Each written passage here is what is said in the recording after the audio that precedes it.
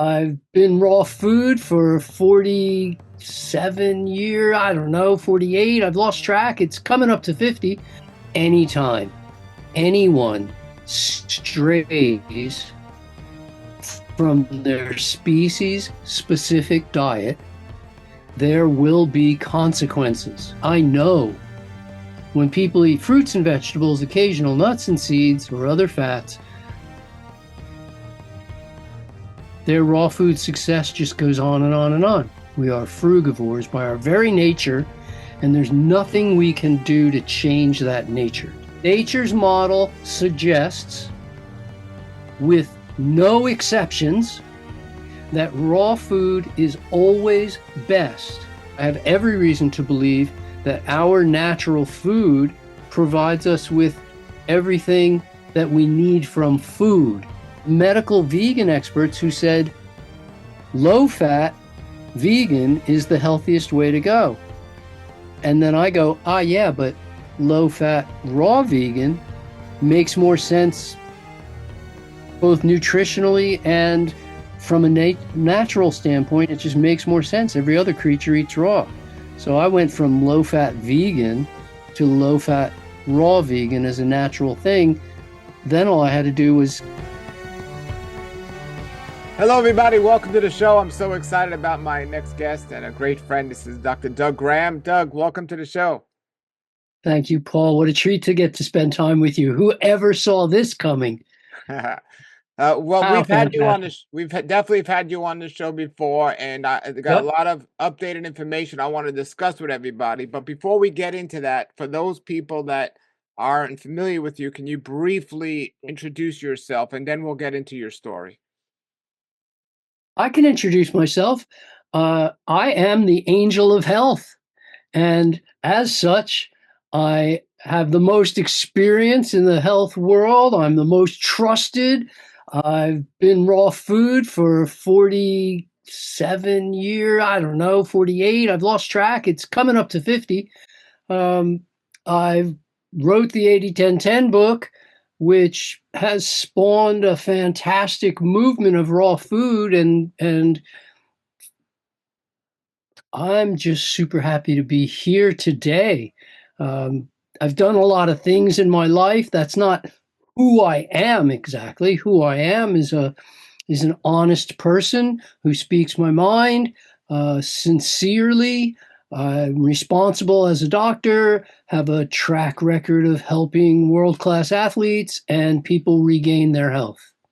Wonderful, wonderful. And everybody, I'm going to put Dr. Graham's links below so you can contact him through his website and see all the social Thanks. media and everything else below.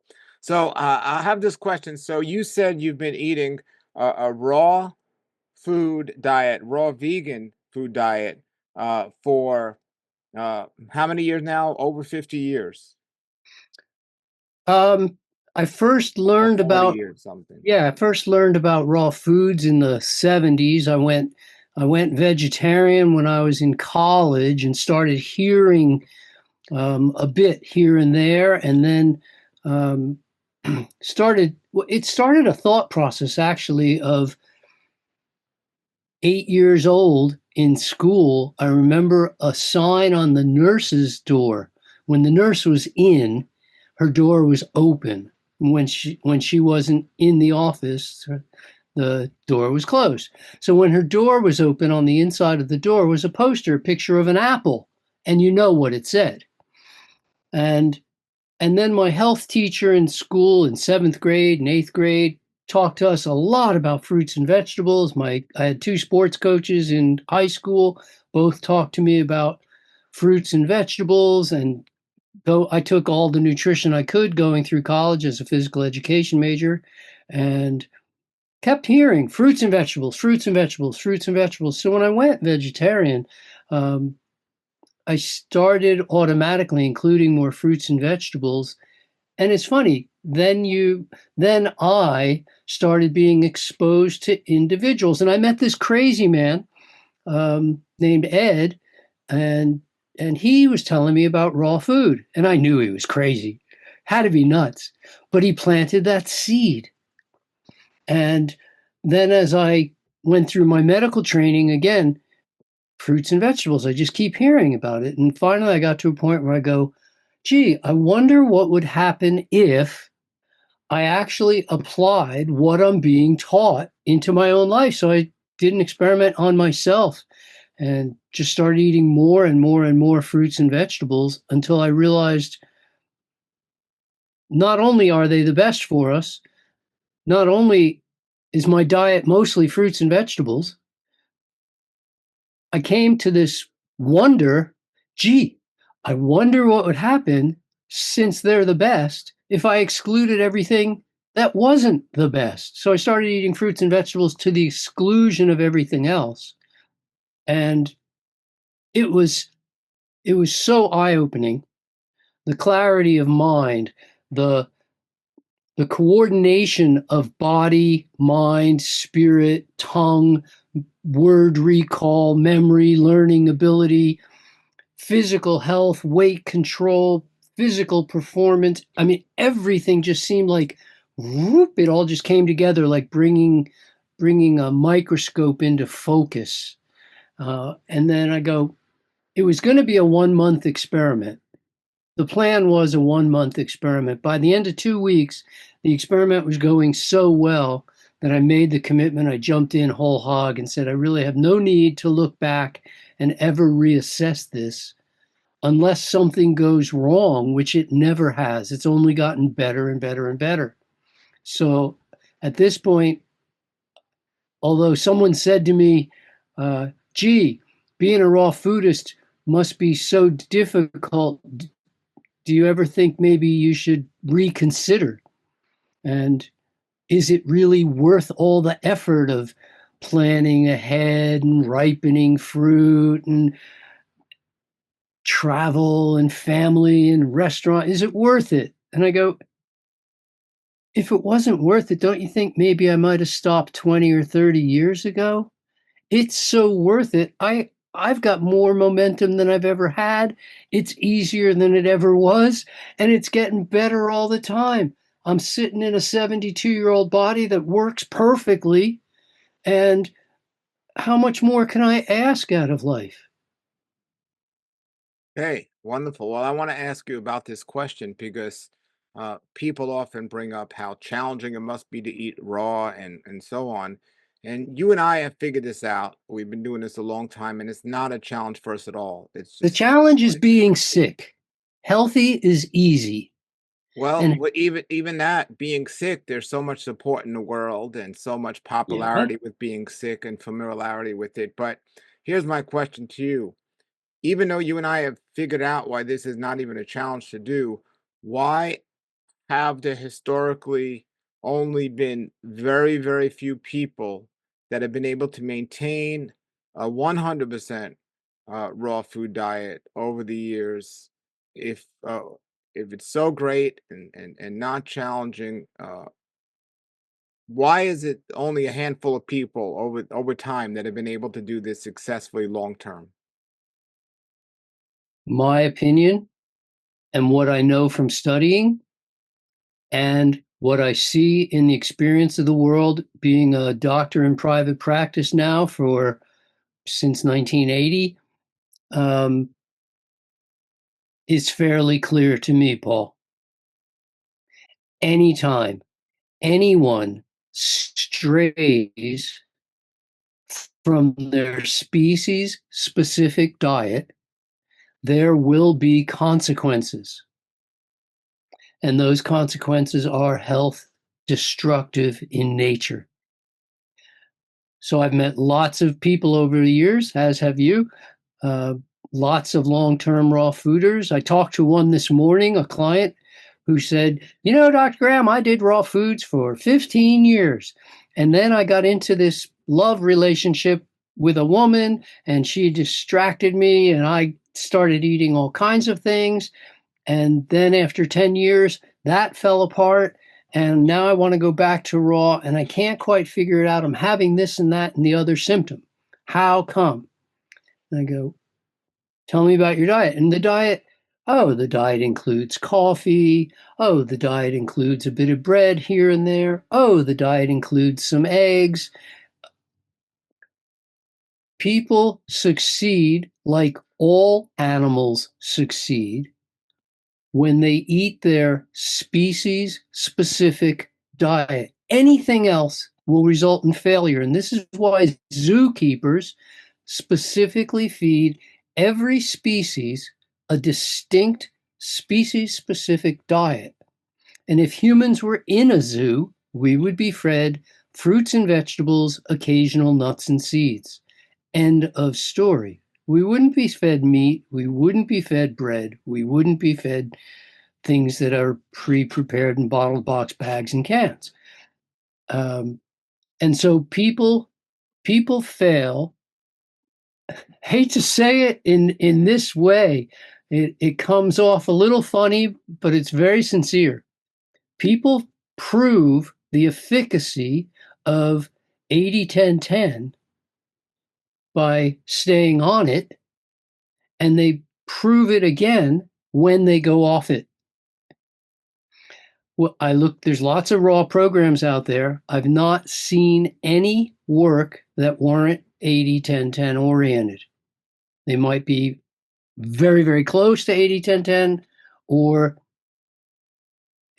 or it leads to failure, usually in a fairly short time. I mean, the guys who try to live on only fruit, as we think of fruit in the garden, and these people typically fail within 9 to 18 months. I've seen people who live on botanical fruit, including the fruity vegetables, and they do just fine. You see people living on high fat diet, they end up with heart problems just like everybody else. They end up with cravings just like everybody else. We see people on supplements and stimulants and irritants and condiments, and for them, raw food is typically a fad that they go through a period of time, a few years, and then they wander off somewhere else. People on 80-10-10, I can think of some of my interns from back in club hygiene days, back in the 80s, Robert Rust and Tim Trader and Shari Leiterman, and they're still all 100% raw to this very day. So I think when people eat, I take that back. I know when people eat fruits and vegetables, occasional nuts and seeds, or other fats,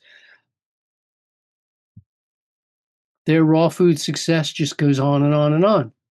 And when you stray away from that fruit-based diet, failure is inevitable. We are frugivorous. We are frugivores by our very nature, and there's nothing we can do to change that nature. So is what you're saying, if I hear you correctly, is the reason why so many people fail at doing a raw food diet is because they're doing it a different way other than 80-10-10, and this is the reason? Paul, you heard me 100%. Yes. Okay, but on that same I've not seen long-term success on the reverse of that. Now I've seen people tell me I do 10-10-80. A sure, raw food diet, 10-10-80% fat. I've had at least one raw food leader tell me I do more than 80% fat. sure. It, And he does raw in bursts, and then he goes off the raw. Maybe he goes back to raw, but he keeps going off and on and off and on. I've seen lots of people, they go off and on. They come to me and they say, it's unsustainable. I just have such sweet cravings. sure. The amount of people that are doing 80-10-10 is a tremendous amount. But when you look at the amount of people that attempt it versus the amount of people that have been successful at doing it 100% long term, Mm-hmm. it's still not that high of a number. Oh, The, I think you'd be surprised how high of a number it is. When I go to fruit festivals around the world, I mean, I was at 9 different festivals around the world, met people doing 80-10-10 for a very long time, heard me lecture in Atlanta back in 2005, heard me lecture in New York back in 1998, still doing raw food. In fact, one of your community members, Justin Lelia, heard me back in 2000, still doing raw food to this day. I think you'd be surprised. I think what happens though is that the people who are succeeding happily on 80-10-10 or something close to that, they just quietly go about their lives. They're not making a lot of noise. The people who fail on this, that, or anything else, they're squeaky wheels. Oh, you hear about them. Those are the ones you meet. But I think you would be surprised when I make my list of long-term raw food. The only ones I even know that are really 100%, as you say, long-term raw food, they're all doing 80-10-10. I don't know any long-term raw food eating oil from bottles and a shunning fruit and they say, oh yes, and I've never strayed away and it's always been satisfying and I had no weight management issues. Or I think it's now, do a lot of people try 80-10-10 and struggle or even err here and there? Absolutely, yes. I don't deny that. I think they would be wise to read the book. I think they would be wise to. I mean, there's 4 raw food reviews from 4 raw food leaders of the 80-10-10 book out on YouTube. And in the reviews, those leaders each say, well, I never actually read the book, but this is what I think of it. Sure. Well, I mean, you've got a lot of books in your background. I'm assuming you've read a fair number of them. I've read your book, and I have your book somewhere around here, Oh, actually. but all those books back there, they're not just there for show. Yes. So when people review a book that they haven't read, what are they telling their audience? Sure. Anyway, so I meet a fantastic. I've had people come up to me and say, Dr. Graham, I'm following your program perfectly, but I'm still having this, that, or the next problem. And then I say, okay, well, let's sit down and let's just look at what you eat. Give me a sample day. And they give me a sample day, and they're eating 40, 10, 50. But they think they're following my program perfectly. And when I revise the program to bring it back to 80-10-10 from 40-10-50, everything falls into place. It Sure. would be no different with a dog or a cat or a cow or a fish. From my experience, the question isn't, is this the best way to eat? The question is, because, and maybe the reason is because there's so many other aspects to people's lives and schedules. People seem to do the 80-10-10 or any other diet that's considered raw, but eventually they go back to consuming some cooked, which I don't have an issue with. I think somebody can do 80-10-10. I think somebody can do mostly raw foods with a little cooked if they're being careful of the cooked food they're consuming. How do you feel about that? Do you think somebody could be just as successful doing the 80-10-10 concept with a little cooked food like steamed vegetables, verse for reasons of getting along in society and social reasons versus having to be 100% raw? Okay, let me answer that this way, Paul, because I know you're a smart guy. First of all, I hold you in very high regard, super high intelligence, and long term, loads of experience, written many books, super proud. One, let me ask a question before I give the answer. Let's say a guy is living perfectly. I mean, everything from his mindset to his activity levels to his family, his business, his emotions, his food, his everything in his lifestyle is perfect. Except a little bit, he smokes some cigarettes now and again. Can he be just as successful? Can he be just as healthy as if he never smoked cigarettes at all? You want me to answer the question? That's the question.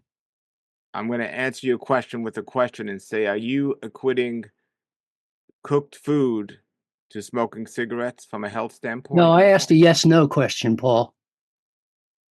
I'm not equating anything. I asked a yes no question. Can the guy be just as healthy if he lives everything perfect, except he occasionally, as you said, occasionally some, I think were the words I heard, occasionally some cigarettes? can he be just as healthy as if he never smoked? With what I know how bad smoking is, no. Okay, how about he's married to a beautiful wife that's a loving, fantastic person, and everything in their life is happy and healthy, and they've got kids, and all is well in the world. But occasionally, he goes out and spends a night with other women. Can he be just as healthy? Can he be just as happy? Can he be just as successful in his relationship part of his life as if he never did that? So what you're suggesting is 100% of the time, raw food is always going to be better than any cooked food. Nature's model suggests, with no exceptions, that raw food is always best. Yes. Now, life could intervene and you go, wow, the only food in my fridge is wilted lettuce and and moldy mangoes. And so I'm going to have some fresh, as they call it, fresh bread, even though it's old bread before it's ever cooked. Can't make it fresh again. And I'm going to steam up some veggies because tomorrow I'm going to go get fresh mangoes. And so tonight I'm going to eat steamed veggies because I have no fresh food to eat. That situation can happen. It doesn't make that situation better than fresh food, ripe, raw, organic, fresh food. Every creature eats raw food. That's the model on Earth for all living beings. We eat raw food. Anything else is a compromise. My specialty is knowing the science behind the compromise. So I can tell you all cooked food has carcinogens. I can tell you all cooked food has mutagens. I can tell you all cooked foods has tremorogens. I can tell you all cooked food has tumorigens. And I can tell you that all cooked food has teratogens. And all cooked food has anti-nutrients. So that's 6 reasons why cooked food can't possibly be as good. Can a person still experience high level health? Absolutely. Can they be as good as if they stayed all raw all the time? There's no way that can be possible. You Okay, can't compromise and still get the same optimal results. so answer me this question then. And I'm not disagreeing with you, but answer me That's this okay. question. People But are free to live their oh, life. I don't I judge them will in any disagree way. with you if I disagree with you, but I'm not Yeah, disagreeing with you because I that's agree with you. okay. But answer this question. How come historically there's never been somebody on a raw food diet who's outlived or lived longer, who's lived longer than the longest, oldest people in the world that have eaten, they eat cooked food in their diet? There's no raw food centenarians in the world that we know of. As far as I know, I'm coming up to 50 years on raw food. I know you have a close friend who's coming up to 60 years on raw food. As far as I know, we are among the longest lived people on the planet eating a raw food diet. So of course there are no raw food centenarians. Nobody's been doing raw food that long. We're talking about your children, perhaps, or my children, perhaps, or Ann Osborne's children, perhaps, or some of the other children that have been raised on raw. Otherwise, you're asking a question that has no basis. I spent the first 25 years of my life eating cooked food.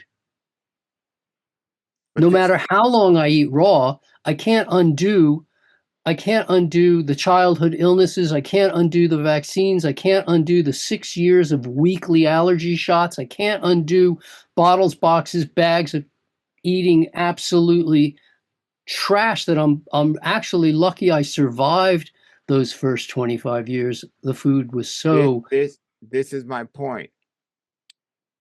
There are people in their 80s and 90s, yes, and they're not eating the ideal diet. yes, Okay. Some of them don't have a disease.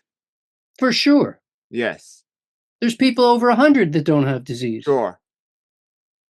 We could forecast that if somebody ate exclusively raw Hmm. for a long time, they would outlive those people. We could forecast that based on common sense. It's that you're eating less harmful foods. However, it just hasn't been done yet, is my point. Yeah, what's a long time, Paul? First of all, I'll tell you a story. I lived in Atlanta, Georgia. It tended to be a pretty mild winter, usually, but sometimes we'd see snow. Usually mild winter.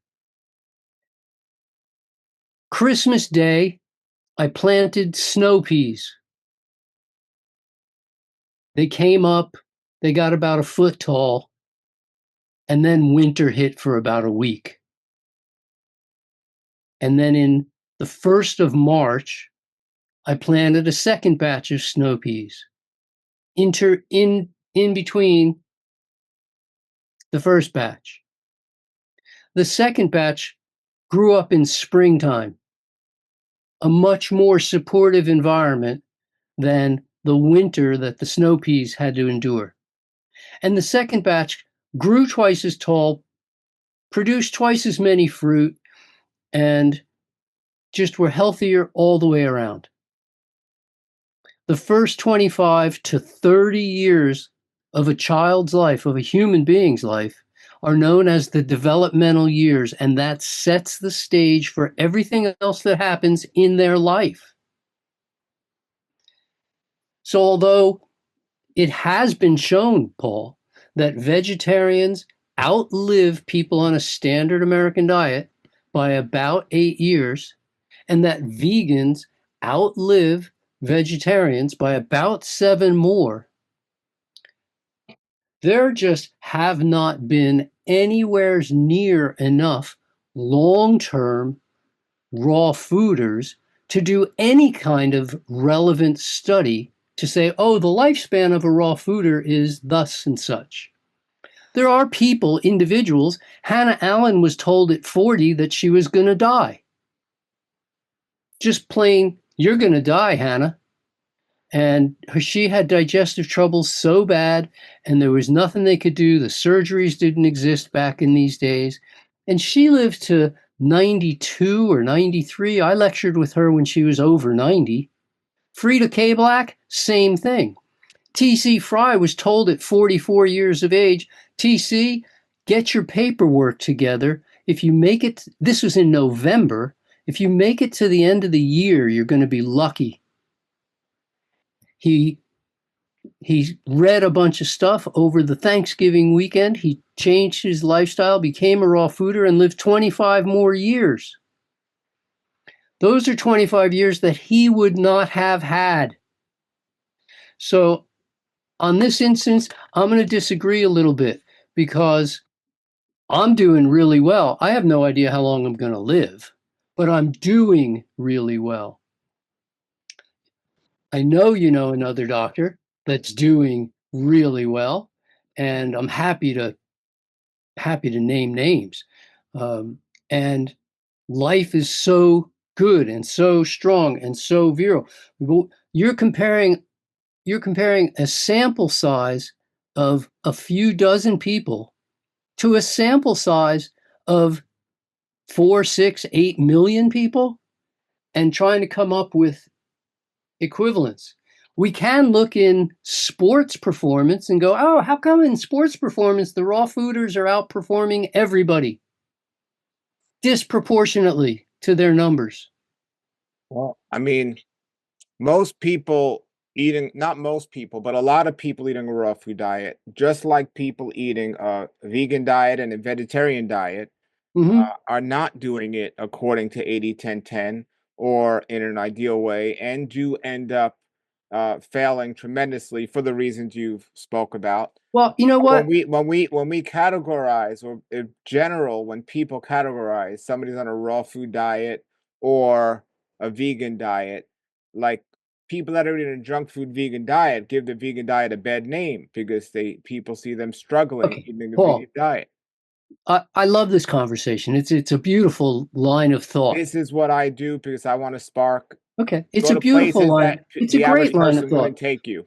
But let's go with that a little bit. If we go to the blue zones, where all the long-lived people live, the Abkhanians and all the others, right? The Taiwanese and the various other Sure. long-lived groups, the Russian Georgians and on through the groups. All of them eat something that's a cooked diet, very close to 80-10-10 without ever knowing anything about 80-10-10. But if you look at how they live and do the numbers on their diet, it comes out close to 80-10-10. If we look at the best runners in the world, the Kenyans and the who now, the Afghanistanis, I think, are also starting to challenge them. But the Kenyans, the top 9 of the top 10 marathon times in the world have been run by Kenyans. And they eat a diet that is almost exactly 80-10-10. I've analyzed their diet. I've coached some of those runners. And they eat, again, cooked, but 80-10-10. So if we look at the top performers in the world, if we look at the longest lived people in the world, what we do find is that they're eating 80-10-10, whether it's cooked or raw. Sure. What do you And think? I say they would do better on raw. But we have Okay. no experiment and we have no number, we have no sample size. When we I say, only have my kids and the kids of a few other people who are just being so outstanding as kids. But I can't say. I mean, my daughter's only 20. I don't know how long she's going to live. do you say raw food in even its worst form of raw food is still better than any cooked food? I did not say that. I said exactly the opposite of that. I said if you have nothing but wilted lettuce and moldy mango, that you could probably do better than to eat food that's bad for you. It's already gone bad. Why would I eat anything that's gone bad? No, And that and there's goes no way back, to and that and goes there's back no to the way beginning to of the evaluate the quality of those two and things. that goes back to the beginning of the conversation. If somebody's doing the 80-10-10 principles with including some cooked food in it, uh, can it be better than doing with all raw? And No, good quality cooked food is not better than good quality raw food. Bad quality cooked food is not better than bad quality raw food. what about good quality cooked food versus Why would bad? anybody do that, Paul? Because listen, I'll tell you why. Because that's the No, reality of today's world. Because the no, reality it's of today's not. The world, reality of listen, today's world is I can go into any grocery store in the entire world and find fruits and vegetables anywhere in the world. I do that. I travel the for a lowest living. quality. Any supermarket around, you're getting the lowest quality. I can find organic fruits and vegetables in a grocery store, Paul. Why You would I this choose low quality fruits and because vegetables? That this is what I'm saying. Because I'm saying that the guy who finds low quality fruits and vegetables is not going to be looking for high quality cooked food. I'm saying this, that knowing growing my own food, realizing what good quality food is, I would say 90% of the people that are eating fruits and vegetables in the supermarket, even if they're organic, that food is nowhere near as good quality because I know how the food is picked, how unripe it is, and the difference of it. And I So know by do the I. time it gets to people, And and the same thing happens to their cooked food, Paul. We I can't understand. say, oh, and they're eating a fresh killed cow. They're not.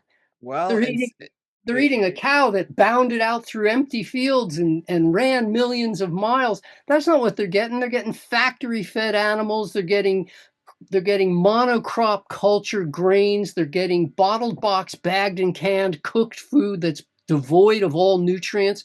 There's no high quality. They're not getting what? They steam their broccoli and it's better for them than if they just ate it raw. It's not higher quality broccoli. I just don't believe this for a second that there's the people who can't find high quality fruits and vegetables can find high quality cooked food, or that they would even bother to look.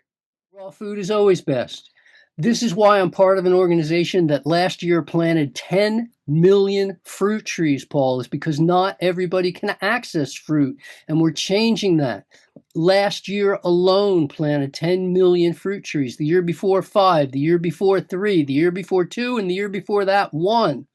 And over the last 7 years now, 20 million fruit trees planted. Next year, hopefully double again, bring it up to 20 million in a year. A lot of fruit needs to be planted in order for people to have the amount of fruit access to replace these monoculture grain that, have you been to Iowa? It's just a monoculture of one fruit. Do It's you think just corn for the entire state. do you think the average person in today's world has the mental capacity to the emotional state to eat an all raw diet? Oh, absolutely. I think God made human beings exceptional, high quality individuals. I don't think God made any junk. And I think God made human beings incredibly intelligent, incredibly high performance, incredible capabilities, incredible value for others. And I think all human beings, like all pigs, all dogs, all deer, or all anybody else, when we take a gorilla that's been in a zoo for 20 years and you put them out in freedom, they experience freedom. When you take a bear or an elephant that's been in a circus for 20 years and you finally let them have an outdoor world and have a real life the way it was intended, they recognize the improvement. Every time you improve your lifestyle, health improves, whether that's your food style, your fitness training, your mental functions, your spiritual connections. Every improvement in lifestyle results in an improvement in health.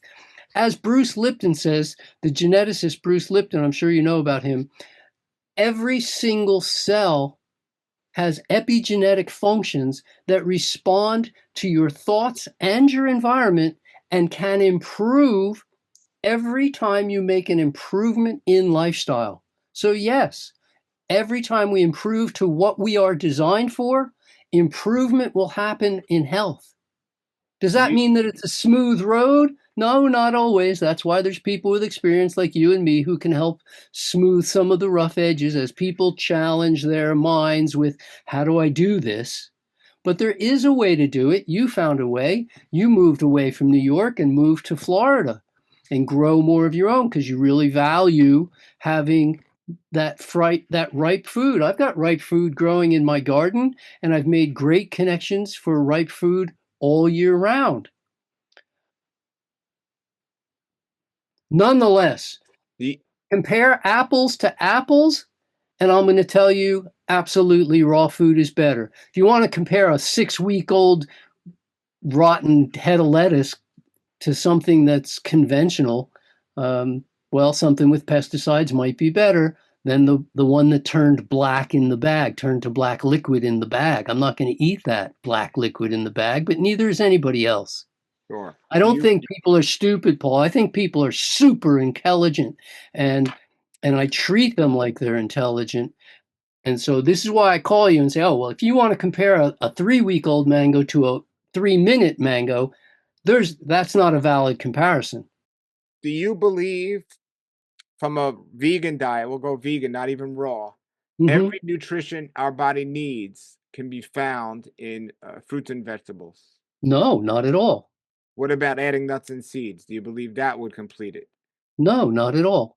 Okay, what do you think is missing from a diet of fruits, vegetables, nuts, and seeds from a nutritional standpoint? Well, we get our B12 from bacteria, not from food. We manufacture our own DHA. We get vitamin D from the sun, not from food. We manufacture our own cholesterol, an essential nutrient, but we manufacture our own. And that list goes on, Paul. There are a fair number of other things, um, DHEA and various other substances that are not food dependent and yet are considered nutrients. So nutrition is a funny science in that sense that although we think of nutrition as having to deal with only food. Hey, what's the most anti-nutrient thing you know? Stress. So eating a super healthy diet, whether it's vegan or raw vegan or however you want to say it, um, still, and getting sunlight and microbes and all the other parts, and you produce your own cholesterol and DHA and on through the list. If you're living this incredibly stressful life, or you're not getting enough sleep or fresh air or sunshine or outdoors time or physical activity or any of the other 32 essentials for health, all of which hinge upon each other, interrelated and interconnected, interdependent, the person could still have nutritional issues because all of those factors affect our overall nutrition. Talk to somebody whose stomach is tied in knots or who just lost their appetite because somebody said something to them and now they can't eat. I remember Paul a long, long time ago having some absorption issues back before you went raw. So malabsorption a person could eat a perfect diet Let me, do and you, still be totally nutritionally defunct, bereft, because they suffer from malabsorption syndrome. can I rephrase this question? Sure, Does Doug Graham take any thing that's called a supplement? absolutely no. Okay. Do you think it's necessary? Well, obviously you don't do it, so you don't think it's necessary. So, can you tell me Have I where? ever had a nutritional deficiency would be a better question. Well, you've just explained that the nutritional deficiency can be due to the stress and these other things. So that's not really, you already answered that question. I So, have had a nutritional deficiency and I did supplement for the deficiency, but the deficiency never recurred. I corrected the problem. okay. But do you believe if somebody's eating a 100% raw vegan diet, 80-10-10, they can get they can help assist the body in creating every nutrient the body needs? Absolutely. Okay. Can you tell me where on the 80-10-10 diet or just on a raw food diet in general is the source of the essential fatty acids? Essential fatty acids, Yeah. 3, 6, 9, 12, Yeah. 15, and 18. Yeah. Omega 3s, let's say omega 3. Well, omega 3, 6, 9, 12, 15, Sure. and 18. Okay. Um, Probably, I would say the most um, species specific quantities of that, because I'm not looking for the most or the least, right? Um, but the most species specific appropriate quantities of that would be found in lettuce. Does lettuce have omega 3? Yes, very much. Okay. Have you heard of butter lettuce? It's called butter lettuce because it's Yes. got that oil that's omega 3. Yeah. Do you believe people that Where do eat you get your omega 3? well, do you believe that people that eat fish are getting too much omega 3? How much fish? Fish every It day is is it probably going to do you harm them. believe so you believe that lettuce has enough to give somebody to keep somebody from getting a so-called deficient in omega 3s? Been enough for me. Okay. Do you get your omega 3 I've done tested? the math and it's enough according to math. Do Yeah. you get it tested? No. Okay. Okay. Why would I? Everything's working great. I'm national champion power lifter. My mind works clearly, Paul. My energy is great. I go from 6 in the morning until midnight every single day. I wake up with energy to spare. Um, I, Everything is working perfectly. I see no reason to get anything tested at this point. Okay, so would you tell your clients and tell people in general that feel great and seem to be doing great according to even your standards of athletic performance, there's no reason to get tested if everything's going great? It depends on what we're talking about testing. If they're feeling great, Are we why would they talking get about tested for testing anything? omega-3s, or are we talking about testing Anything, bone density? anything, I think anything. bone density is worth getting tested. Do you test your bone density? No, I'm not in the risk category. Well, But there are people in the risk category, and I would recommend they what get puts that person surveillance. in a risk category? I'm sorry? What puts that person in a risk category? Well, 75% of the people with osteoporosis are females, for starters. So by being a male, I'm already out of the risk category. The next category is extremely underweight. I'm not in that group either. And the next category is completely sedentary people. And I'm not in that category. So I'm already out of the three biggest risk factors. The next 10 categories all have to do with food, and I participate in none of the foods that result in osteoporosis.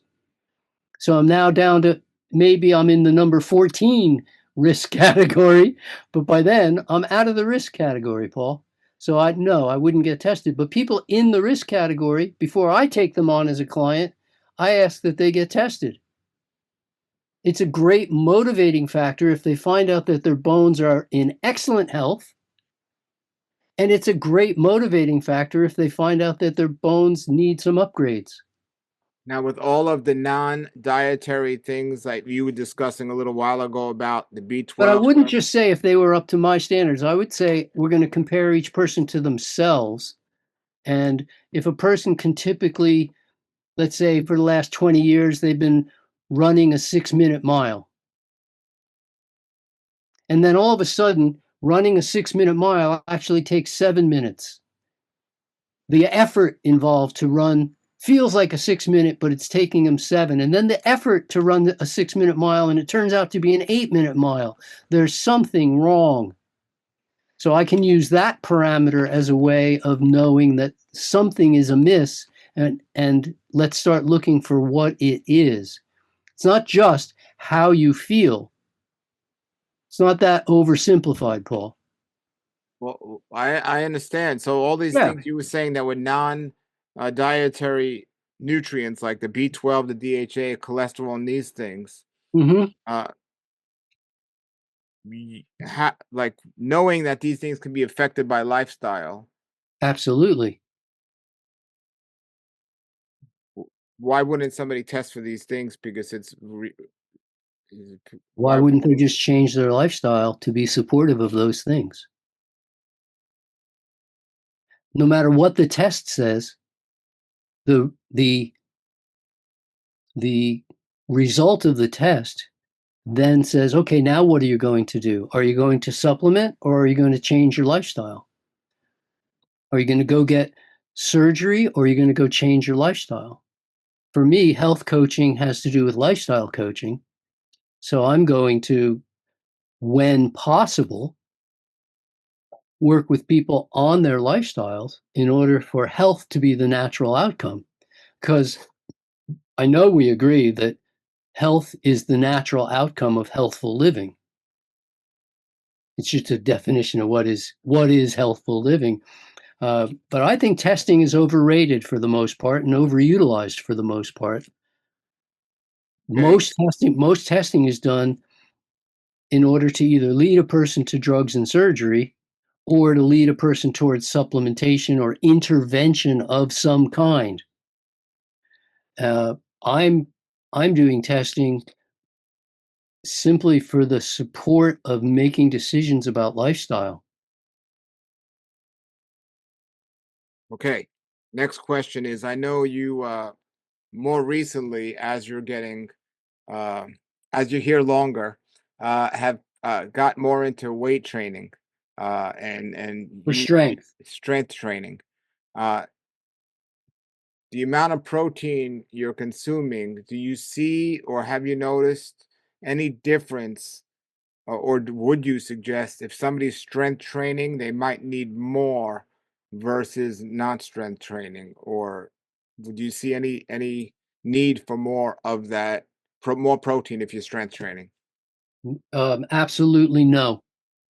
So your diet has not changed, the 80-10 diet, the way you're doing it, nothing's changed at all with your different activity of strength training versus to the degree you're doing it Oh yeah, something changed. Sure. in your diet. Yeah. What was that? The number of calories. Okay, talk about that because I know when you were doing longevity, like running and a lot of cardiovascular stuff, you were eating a good amount of calories. Hmm. So with the strength training, do you require even more or less? Um, depending on the depending on the amount that I train, that training has an effect on my caloric requirements. So when I'm training for a 5K race, I'm not putting in a lot of distance. I'm looking for speed, and I'm not putting in a lot of miles. I might do 15 or 20 miles in a week, maybe less. And the calorie need is less accordingly compared to when I'm running training for a marathon and maybe putting in 60, 80, 100 miles a week. And then it's no different than driving your car. So you drive more miles, you need more gas. In my strength training, I actually don't eat a lot of calories simply because I don't utilize a lot of calories in strength training. And this is where people get a little confused. I would say that most people equate protein with growth, and rightly so. Protein is for growth. I am not and have no desire to grow in size. I'm growing in strength. I've doubled my deadlift. I've doubled my squat. I've 50% increase on my bench. I've grown in strength. This did not require more protein. I'm the same weight that I was when you knew me or the last time we saw each other. I'm the same 150 at the top and go actually by next year I'll be down to 145 and perfectly happy staying at 145. I don't even want to How be as tall are big you? as I am. I'm 5'9". How long ago did you start strength training to the degree you're doing it now? Let's say 16 years ago. 16 years ago. So can you tell us the difference from a caloric standpoint of where you were at 16 years ago and where you're at now? I ate a few hundred less calories than I did then. I'm doing a little less cardio than I was then. Okay. Can you give us an example of your daily diet? Sure.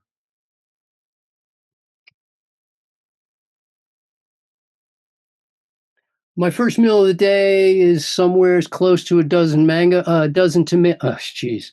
My first meal of the day is something close to a dozen bananas. What time do you normally get up and when is that first meal? I'm normally up around 6:30, could even be 7, and that first meal is usually between 11 and 12. Okay. So Until that's then, I've had nothing. a dozen bananas. Yeah, Until then, you've had nothing. nothing. Not Do you have the bananas in a whole bananas or do you ever usually. I just eat them. I think Usually I just from eat what them. I remember correctly, if I remember incorrectly, but from what I remember when I read 80-10-10, no frozen, no blending, just eat them whole for the most You could part. freeze them. You could blend them.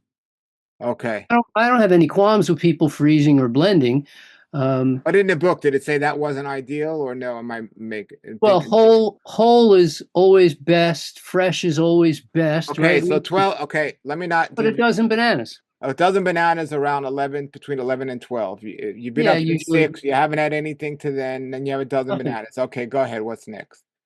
As opposed to when I lived in South Florida without air conditioning, because I never turned on. I lived in that house for 17 years. I never turned on the air conditioning.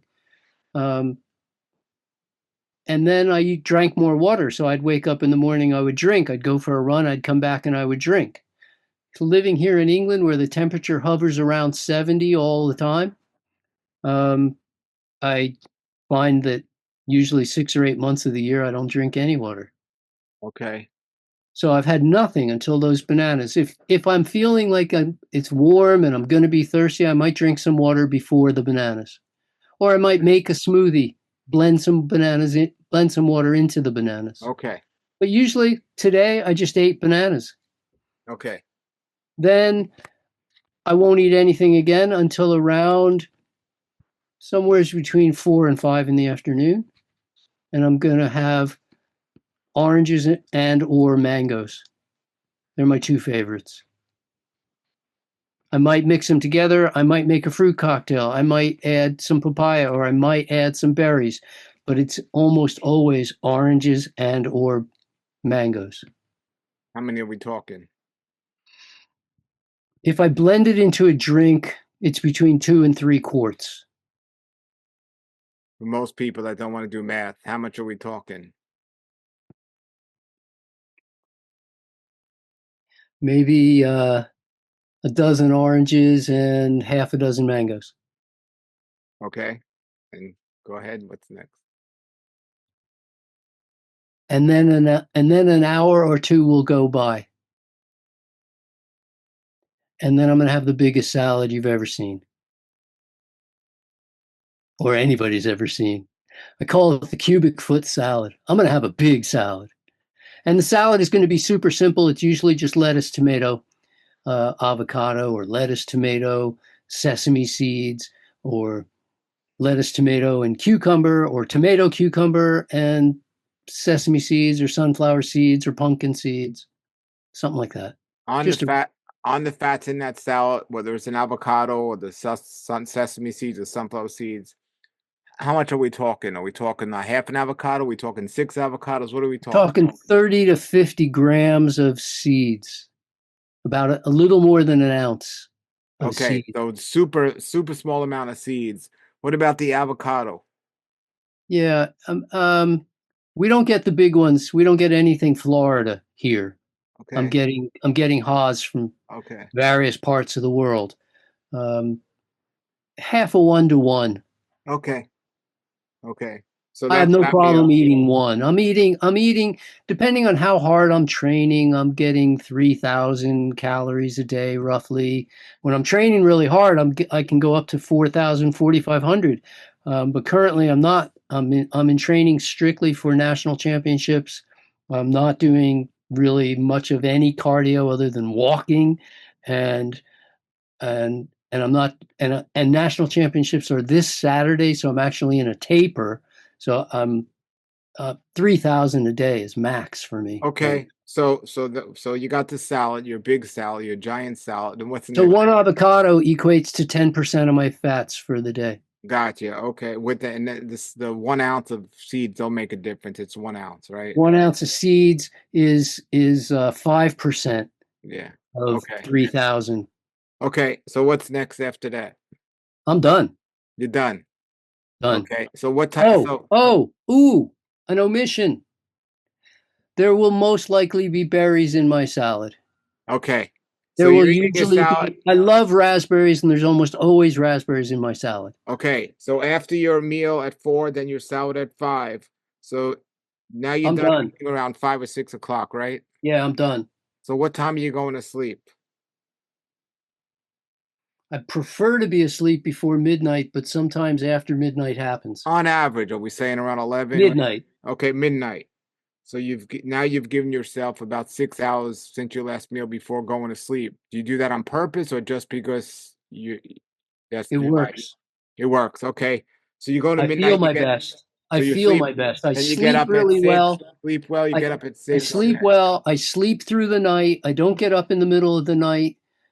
Um, I wake up. I feel really good when I wake up. I had a restful sleep. I never, no bad dreams or any of that kind of stuff ever happening. And I kind of like a good night's sleep. Wonderful, wonderful. And I mean, what more can I say? I mean, so do you think, well, let me ask you this question. For people that are curious, how many grams of protein would you say you're getting in your diet? 75, maybe? Between 50 and 75. And where's that protein coming from? Same as the EFAs, Paul. It's coming from lettuce. It's coming from mango. It's coming from bananas. It's coming from orange. It's coming from sesame seeds. When you actually do the math, it comes out, depending on the number of calories that day, it's going to come out somewhere between 50 and 75. It's actually, the recommendations is zero point 0.8.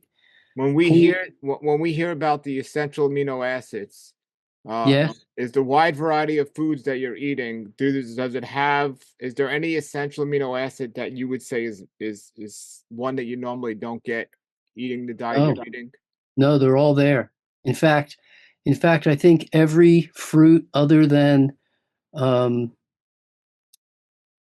every fruit other than cranberries has all the essential amino acids, and every vegetable that is typically consumed raw has all the amino acids. None of them are missing any of the amino acids. Why do we traditionally hear things like meat is a complete protein? You never hear somebody say a carrot or an apple's a complete protein. Why is that? Why do you think that? They haven't they haven't studied the facts. It's true, meat is a complete protein, but it has no vitamin C. We Okay, don't hear okay. anybody But saying that either. are you saying that an apple or an orange is a complete protein Absolutely. with all the essential amino acids? Yeah, absolutely. And I was first exposed to that back in the 70s and looked it up over and over and over again until I could finally believe it myself. But you could look it up. I mean, Yeah, it's just where do you look it up? Because I where do you look think it up? every Because fruit other than cranberries is a complete amino acid, but where do you nobody's going to eat cranberries by now, themselves. Doug, where do you look that up? Because nobody, I don't know anyone or information out there that says that. So where do you look that up? Look it up.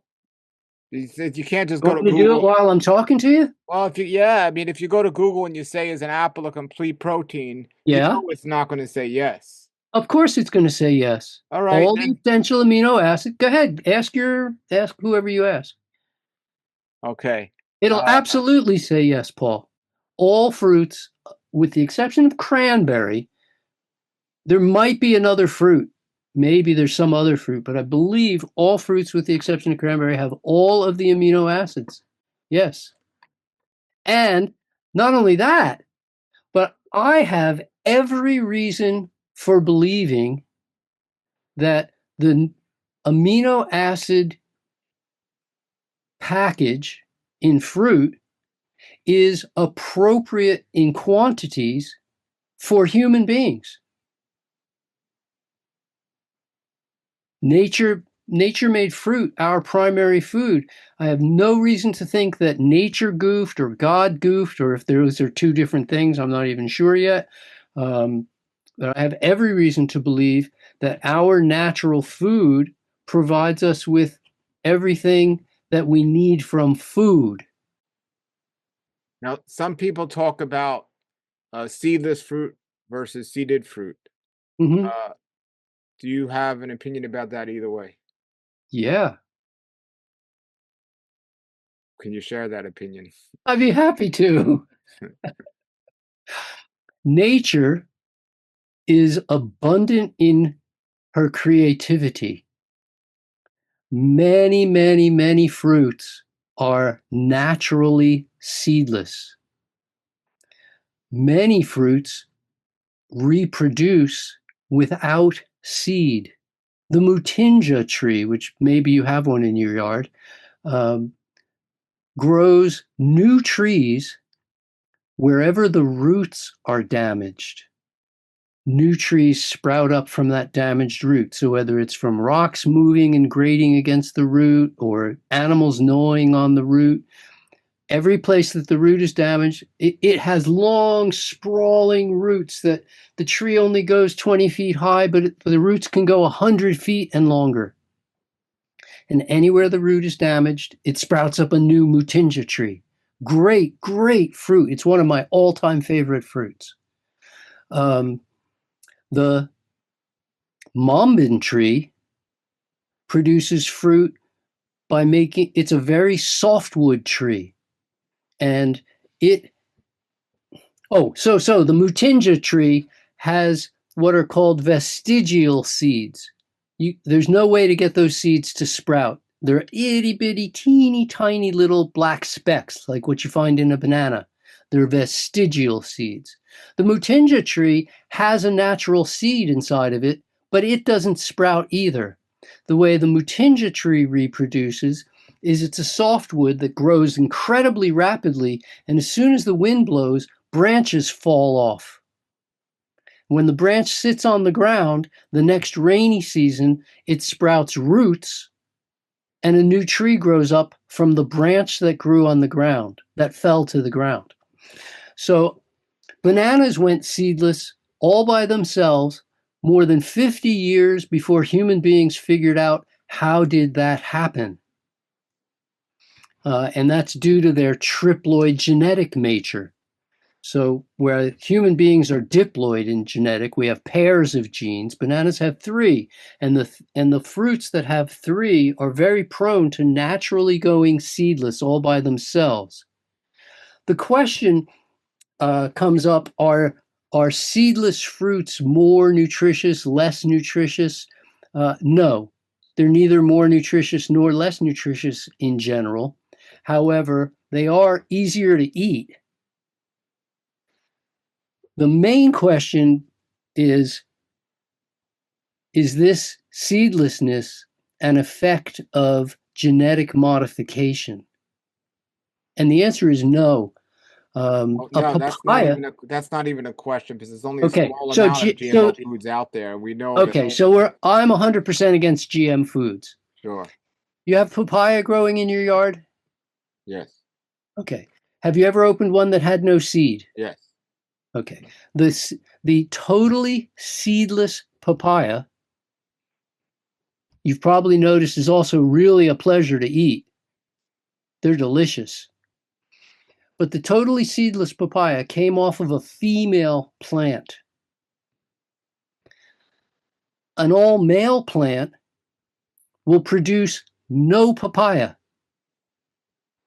And the papaya is one of those rare fruits that can be anything from 100% male to 100% female or anything in between. The more it's a male, the more seed will be inside the fruit. The same as an eggplant. And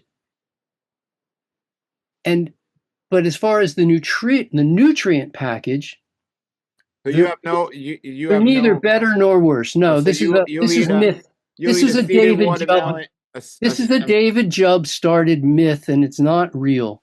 Well, you'll eat a seeded watermelon or a seedless watermelon, no problem. Either is fine for you. Yes, Okay. Do you eat mushrooms? I have three categories of foods. I have always, never, and sometimes. Mushrooms are almost in my never category, but I would put them in sometimes. Okay. Maybe 3 times a decade or something. I'm not against eating them, but they don't call my name. Okay. From a raw food standpoint, a fruit or vegetable, what's in your never category? There are a few fruits I'm not fond of, so I would put them in my never category. I'm not fond of the noni. I love the nona, but the noni, For me, You don't love that great smell? I find it objectionable. Um, I I don't eat acai. I don't eat that little red berry. What's that thing called? There's a little red berry. Not a miracle fruit. I love miracle No, fruit. no, miracle fruit's fine. There's a little red berry, grows on a great big bush. It was sold as a health food for a while, probably still is. You usually see it dried, and I'm not fond of Okay. that. Um, But these are all preferences of just taste, right? None of these yeah, are these are healthy. preferences Okay. of taste. Anything on not on your list that's a Oh, fruit definite. and vegetable. Does ginger count as a vegetable for you? Yeah, I would I'm say not. yes. I'm not fond of All right. ginger. Other than what your personal taste buds are fond of, is there any fruit or vegetable that can be eaten raw that you would put on your never list? A fruit or vegetable? Not for taste wise, but for some other reason, like like for some other reason. Well, Aki can be eaten raw, and I love Aki, but I would never eat an unripe Aki. Sure, got you. Okay, good answer, because you could die from that, everybody. Yes. Okay. So, Doug, how many years now have you been raw? Tell us again, or around? Well, my introduction to raw was in 78. And it took me some time to took me about 7 years before I could actually realize that all raw was the way to go.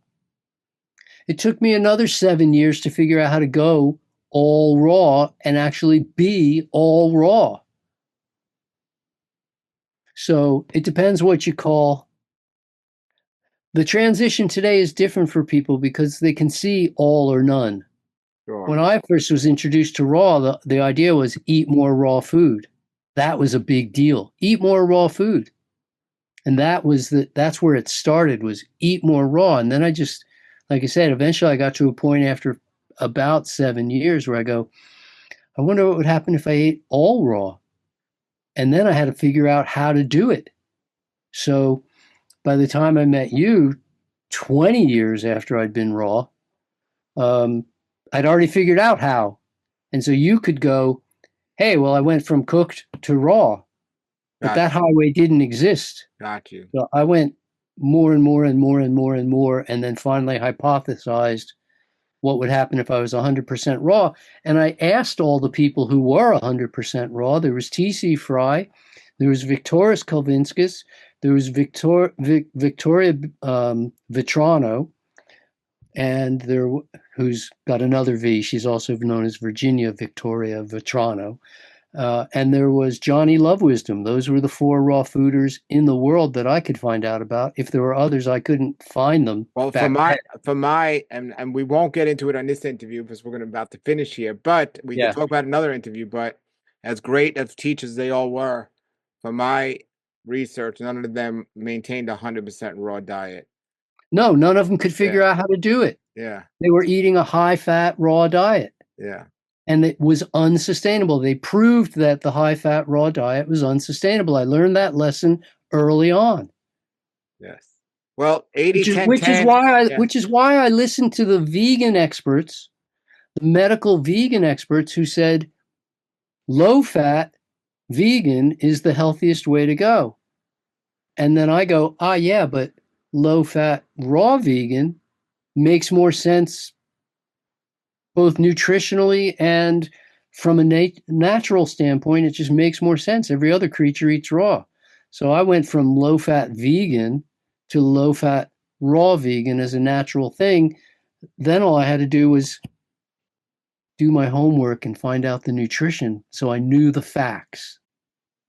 Because Yes. I don't accept, I've got a very high precision rate, very low tolerance rate for BS. Well, everybody, this is Dr. Doug Graham. I'm going to put his links below. 80-10-10 is one of his books, because he has other great books out as well. Thanks. All that information you can see on his website. His books has changed my life. His information and his friendship has really changed my life. I met him in 1999 when we did our interview at the park in New York City, Yep, we sure and did. spent a lot of time over the years together. And I definitely want to have you back and do more. But Well, it's a treat spending time with you. Um, Hopefully, I'll see you or other people who are watching. We'll see you in Bali at my Bali retreat. I'm still one of the only people in the world offering supervised fasting in a natural way. In fact, in a natural way, I think I'm the only one in the world doing that. Most people have gone to a very medical kind of fasting supervision. Um, but I'll tell you, if you've not yet been to Bali, my God, you want to eat some good fruit, Paul. Come to well, Bali. I've been to Southeast Asia. I've been to Singapore and Malaysia. I have Yeah, the it's idea. different again, but Yeah, yes, you have the idea. yeah. I've And I never tried had. to create that here in my own yard. Yes, I'm sure you've done a great job. I don't know what it is. Again, as you say, it's something in the soil, but something in the soil, the fruit in Bali is out of this world. There you go. There you go. Well, everybody, Yes, thank thank you. you And so much for the opportunity. I love conversations with you. I love that you ask challenging questions. It's fantastic that that happens, and really make us both be on top of our game and give the best information to everyone. well, thank you. I thank you so much for being here and taking the time. And everybody, definitely check out Dr. Graham's social media and his website and all his information out there and his retreats. And we didn't even touch the amazing fitness stuff, so we'll do another follow-up interview. But it's just National wonderful. championships this Saturday. It's just wonderful. I watch you on social media, and I'm so excited about seeing you just thrive doing this. And God as a bless. 100% raw vegan, eating low fat now for a long time and thriving, it was a big difference and a big key. It's just a pleasure to speak to you, man. So keep up the great work. Thank you so much, Paul. Go to health, my man. All right, thank you. Nature's wealth, good for your health. This is the raw life health show.